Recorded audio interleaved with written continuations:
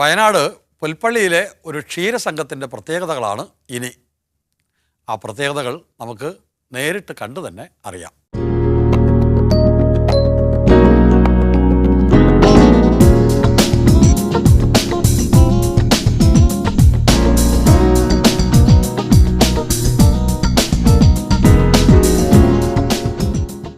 പാൽ ഉൽപാദനത്തിൽ 2ാം സ്ഥാനത്തുള്ള ജില്ല. പ്രതിവർഷം 200 കോടി രൂപയുടെ ഉൽപാദനം. ഏറ്റവും കൂടുതൽ പാൽ സംസ്കരണ കേന്ദ്രങ്ങൾ. ഇങ്ങനെ ക്ഷീരമേഖലയിൽ ബഹുമതികൾ നിരവധിയാണ് വയനാടിന്. വൈവിധ്യവൽക്കരണത്തിലും ജില്ലയിലെ ക്ഷീരസംഘങ്ങൾ മാതൃകയാവാറുണ്ട്. സാങ്കേതിക വിദ്യയുടെ സഹായത്തോടെയാണ് ഇവർ മാറ്റങ്ങൾക്ക് തുടക്കം കുറിച്ചത്. ക്ഷീരകർഷകർക്ക് അവർ അളക്കുന്ന പാലിൻ്റെ സംഭരണം മുതൽ വിപണനം വരെയുള്ള എല്ലാ തട്ടുകളിലും പൂർണ്ണമായും കമ്പ്യൂട്ടറൈസേഷൻ നടപ്പാക്കി വളരെ വേഗത്തിലും സുതാര്യതയിലും കർഷകർക്ക് അവരുമായി ബന്ധപ്പെടുന്ന എല്ലാ കാര്യങ്ങളും അറിവ് കൊടുക്കത്തക്ക രീതിയിലുള്ളൊരു സംവിധാനമാണ് ഇതിൻ്റെ ഭാഗമായി നമ്മൾ ആവിഷ്കരിച്ചിട്ടുള്ളത്. സംഘം തുടങ്ങുമ്പോൾ 37 ലിറ്റർ പാലാണ് ആദ്യം ഉണ്ടായിരുന്നത്. ദിവസം ഞങ്ങൾക്ക് കളക്ഷൻ ഉണ്ടായിരുന്നത്. അപ്പോൾ ഒരു വാടക കെട്ടിടത്തിലാണ് ആദ്യം തുടങ്ങിയത്. ഇപ്പോൾ പാലിൻ്റെ സീസൺ സമയത്ത് 2500 ലിറ്റർ വരെ വന്നു. അപ്പോൾ വേനലായിട്ട് 1800, 1900, 950 അങ്ങനെ ആ ലെവലിൽ അങ്ങനെ നിൽക്കുന്നു. ഇപ്പോൾ നമ്മൾ 110 കർഷകരാണ് നമുക്ക് ഇപ്പോൾ സ്ഥിരം പാലളക്കുന്നത്. അതിൽ ശരാശരി നമ്മൾ ഡെയിലി 2200-300 ലിറ്ററോളം പാല് ശരാശരി 110 പേരിൽ നിന്ന് നമ്മൾ കളക്ട് ചെയ്യുന്നുണ്ട്. പാൽ സംഭരണം മുതൽ പണം നൽകുന്നത് വരെ എല്ലാം ഡിജിറ്റലാക്കുകയാണ് സ്മാർട്ട് ക്ഷീരസഹകരണ സംഘം എന്ന ആശയം. ക്ഷീരകർഷകർക്ക് smart card, automatic milk collection സംവിധാനം, lab automation, SMS, information kiosk എന്നിങ്ങനെ നിരവധി സംവിധാനങ്ങൾ ഇവിടെയുണ്ട്. കൃത്യതയും സുതാര്യതയുമാണ് സ്മാർട്ടാകലിൻ്റെ ഏറ്റവും വലിയ സൗകര്യം.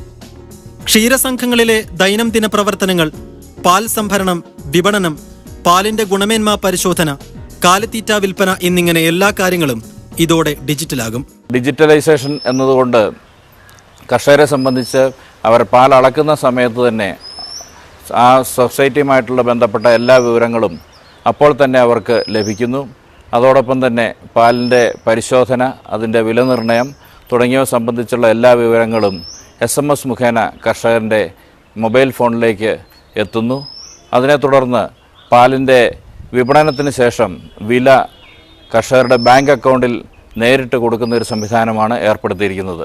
കൃഷിക്കാർക്കെന്ന് പറഞ്ഞാൽ അവർക്ക് പണ്ട് നമ്മൾ വന്ന് അവർക്ക് ഇപ്പം പാലളക്കുവാണെങ്കിൽ അവരുടെ വില, അവർക്ക് കൊണ്ടിരുന്ന പാലിൻ്റെ അളവ്, ഗുണനിലവാരമൊക്കെ പിറ്റേ ദിവസമാണ് അറിയാൻ പറ്റുന്നത്. ഇത് അന്നന്ന് അറിയാൻ പറ്റുന്നുണ്ട്. നമ്മളിപ്പോൾ ഇവിടുന്ന് സൊസൈറ്റിയിൽ നിന്ന് എന്ത് സാധനം എടുത്താലും, പാലളന്നാലും കാലിത്തീറ്റ എടുത്താലും, അങ്ങനെ എന്ത് സാധനം എടുത്താലും കൃത്യമായിട്ട് അവർക്ക് അന്നന്ന് അവരുടെ ഇവിടെ എടുക്കുന്ന അപ്പം തന്നെ അവരുടെ മൊബൈലിൽ SMS ആയിട്ട് എല്ലാ കാര്യങ്ങളും എത്തുന്നുണ്ട്.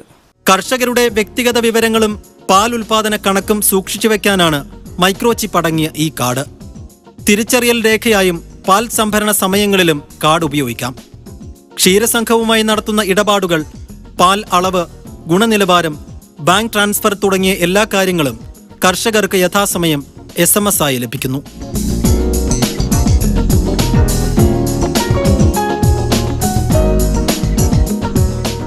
ഒരു ATM മെഷീനേക്കാളും എളുപ്പമാണ് ക്ഷീരസംഘത്തിലെ ഈ ഇൻഫർമേഷൻ കിയോസ്കിന്റെ പ്രവർത്തനം.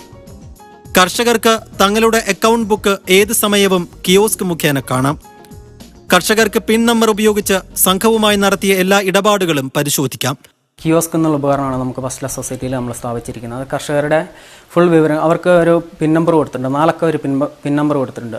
അത് വെച്ച് അവർക്ക് വന്നിട്ട് വേണമെങ്കിൽ നമ്മളിപ്പോൾ ജീവനക്കാരെ ആശ്രയിക്കേണ്ട യാതൊരു ആവശ്യമില്ല. അവർ വന്നിട്ട് നമ്മളോട് കിയോസ്കിൽ അവരുടെ ഈ പാസ്വേഡ് അടിക്കുകയാണെങ്കിൽ അവർക്ക് സംഘത്തിൽ നിന്നുള്ള കംപ്ലീറ്റ് വിവരങ്ങൾ അവർക്ക് ലഭിക്കും. വയനാട് ജില്ലയിലെ ക്ഷീരസംഘങ്ങൾ സംഭരിക്കുന്ന മുഴുവൻ പാലും ബൾക്ക് മിൽക്ക് കൂളറുകൾ സ്ഥാപിച്ച് ഒരു ശീതീകരണ ശൃംഖല വഴി നമ്മൾ മിൽമയുടെ പ്ലാന്റുകളിലേക്ക് ഗുണനിലവാരം ഒട്ടും ചോർച്ച വരാത്ത രീതിയിൽ നമുക്ക് അയക്കുവാൻ സാധിക്കുന്നുണ്ട്.